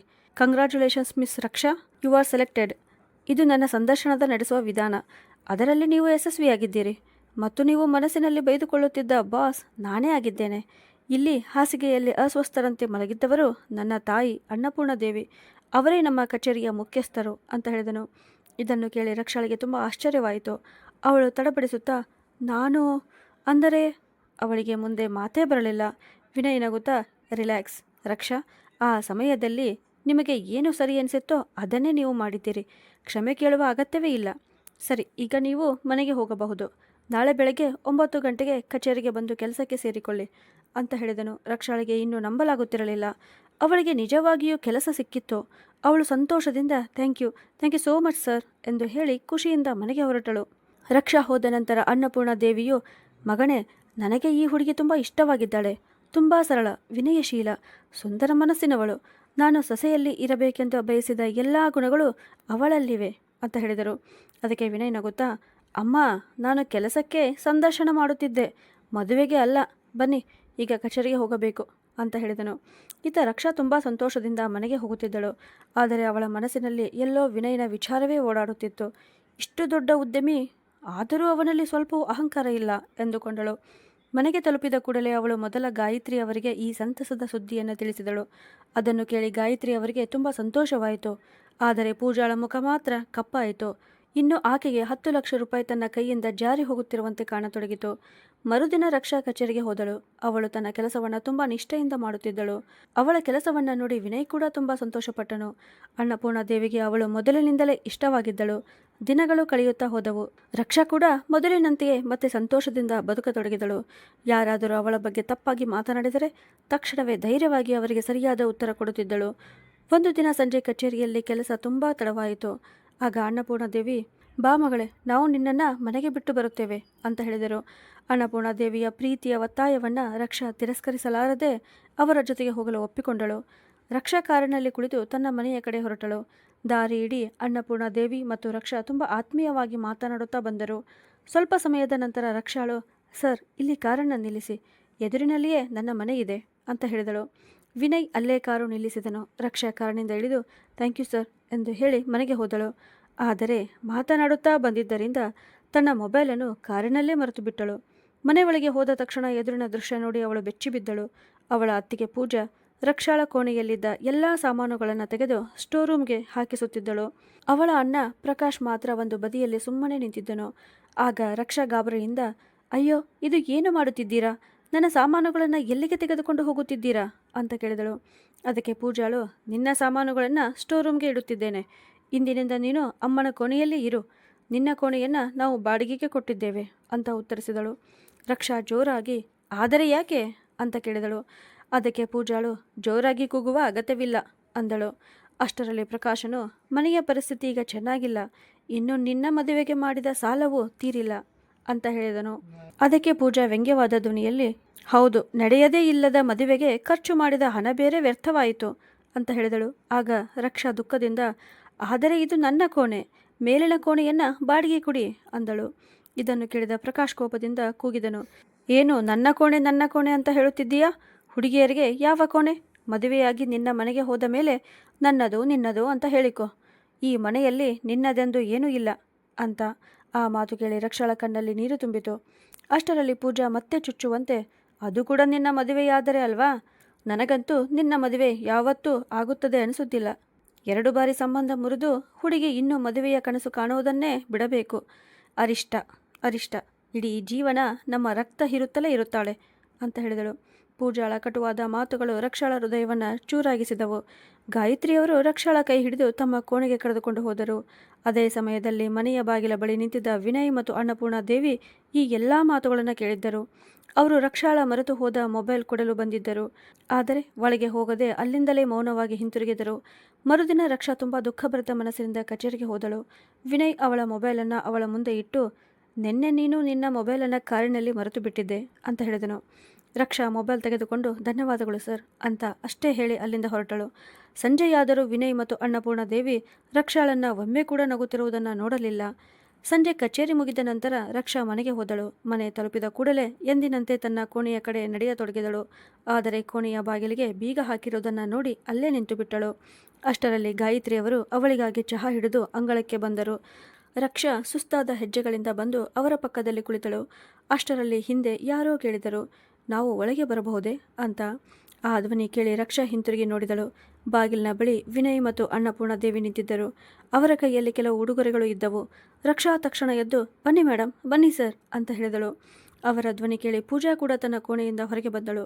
ಮನೆಯ ಮುಂದೆ ನಿಂತಿದ್ದ ದೊಡ್ಡ ಕಾರನ್ನು ನೋಡಿ ಅವಳ ಕಣ್ಣುಗಳು ಆಶ್ಚರ್ಯದಿಂದ ದೊಡ್ಡದಾದವು. ಆಗ ರಕ್ಷಾಳು, ನೀವು ಇಲ್ಲಿ ಅಂತ ಕೇಳಿದಳು. ರಕ್ಷಾ ಗಾಯತ್ರಿ ಅವರಿಗೆ ಪರಿಚಯಿಸುತ್ತಾ, ಅಮ್ಮ, ಇವರು ನಮ್ಮ ಬಾಸ್, ಇವರು ಅವರ ಅಮ್ಮ ಅಂತ ಹೇಳಿದಳು. ಅನ್ನಪೂರ್ಣಾದೇವಿ ಗಾಯತ್ರಿ ಅವರ ಕೈ ಹಿಡಿದು, ಸಹೋದರಿ, ನಾವು ನಿಮ್ಮ ಬಳಿ ನಿಮ್ಮ ಅತ್ಯಂತ ಅಮೂಲ್ಯವಾದ ವಸ್ತುವನ್ನು ಕೇಳಲು ಬಂದಿದ್ದೇವೆ ಅಂತ ಹೇಳಿದರು. ಗಾಯತ್ರಿ ಅವರು ಆಶ್ಚರ್ಯದಿಂದ, ನನಗೆ ಅರ್ಥವಾಗಲಿಲ್ಲ, ನಾನು ನಿಮಗೆ ಏನು ಕೊಡಬಹುದು ಅಂತ ಕೇಳಿದರು. ಅನ್ನಪೂರ್ಣಾದೇವಿ ನಗುತ್ತಾ, ನೀವು ನಮಗೆ ನಿಮ್ಮ ಮಗಳನ್ನು ಕೊಡಿ. ನಾನು ನನ್ನ ಮಗನಿಗಾಗಿ ರಕ್ಷಾಳ ಕೈ ಕೇಳಲು ಬಂದಿದ್ದೇನೆ. ಸಂಪ್ರದಾಯದ ಉಡುಗೊರೆಯನ್ನು ಜೊತೆಗೆ ತಂದಿದ್ದೇನೆ ಅಂತ ಹೇಳಿದರು. ಆ ಮಾತು ಕೇಳಿದ ತಕ್ಷಣ ಪಕ್ಕದಲ್ಲೇ ನಿಂತಿದ್ದ ಪೂಜಾಳಿಗೆ ತಲೆ ಸುತ್ತಿದಂತಾಯಿತು. ರಕ್ಷಾ ಆಶ್ಚರ್ಯದಿಂದ ವಿನಯ್ನತ್ತ ನೋಡುತ್ತಿದ್ದಳು. ವಿನಯ್ ರಕ್ಷಾಳನ್ನು ನೋಡಿ, ರಕ್ಷಾ, ನಾನು ನಿನ್ನನ್ನು ಇಷ್ಟಪಡಲು ಆರಂಭಿಸಿದ್ದೇನೆ. ನೀನೇ ನನ್ನ ಜೀವನ ಸಂಗಾತಿಯಾಗಬೇಕು ಎಂದು ಬಯಸುತ್ತೇನೆ ಅಂತ ಹೇಳಿದನು. ಅದಕ್ಕೆ ರಕ್ಷಾ ಗಾಬರಿಯಿಂದ, ಸರ್, ನೀವು ಏನು ಹೇಳುತ್ತಿದ್ದೀರಿ? ಇದು ಸಾಧ್ಯವೇ ಇಲ್ಲ ಎಂದು ಹೇಳಿ ಅವಳು ಮೇಲ್ಛಾವಣಿಯ ಕಡೆ ಓಡಿ ಹೋದಳು. ವಿನಯ್ ಅನ್ನಪೂರ್ಣಾದೇವಿಯತ್ತ ನೋಡಿದನು. ಅವರು ಕಣ್ಣಿನ ಸನ್ನೆಯಿಂದ ಅವಳ ಹಿಂದೆ ಹೋಗು ಎಂದು ಸೂಚಿಸಿದರು. ಇತ್ತ ಪೂಜಾ ಮನಸ್ಸಿನಲ್ಲಿ ಯೋಚಿಸುತ್ತಿದ್ದಳು, ಇಷ್ಟು ದೊಡ್ಡ ಶ್ರೀಮಂತ ಮನೆಯ ಸಂಬಂಧ ರಕ್ಷಾಳಿಗೆ ಸಿಕ್ಕರೆ ಅವಳ ಅದೃಷ್ಟವೇ ಬದಲಾಗಿ ಬಿಡುತ್ತದೆ. ಆಮೇಲೆ ಅವಳು ನನ್ನನ್ನೇ ಲೆಕ್ಕಿಸುವುದಿಲ್ಲ. ಅದು ನಾನು ಯಾವತ್ತೂ ಆಗಲು ಬಿಡುವುದಿಲ್ಲ. ಈಗಲೇ ಇವರಿಗೆ ರಕ್ಷಾಳ ನಿಜವಾದ ಕತೆ ಹೇಳುತ್ತೇನೆ ಅಂತ. ಇದ ವಿನಯ್ ರಕ್ಷಾಳ ಹಿಂದೆ ಹೋಗುತ್ತಾ, ರಕ್ಷಾ, ನನ್ನ ಮಾತನ್ನಾದರೂ ಕೇಳು ಅಂತ ಹೇಳಿದನು. ಅದಕ್ಕೆ ರಕ್ಷಾ ತಿರುಗಿ ನಿಂತು, ಇಲ್ಲ ಸರ್, ನೀವು ಬಯಸುತ್ತಿರುವುದು ಎಂದಿಗೂ ಸಾಧ್ಯವಿಲ್ಲ. ಏಕೆಂದರೆ ನನ್ನ ಬಗ್ಗೆ ನಿಮಗೆ ಏನೂ ಗೊತ್ತಿಲ್ಲ.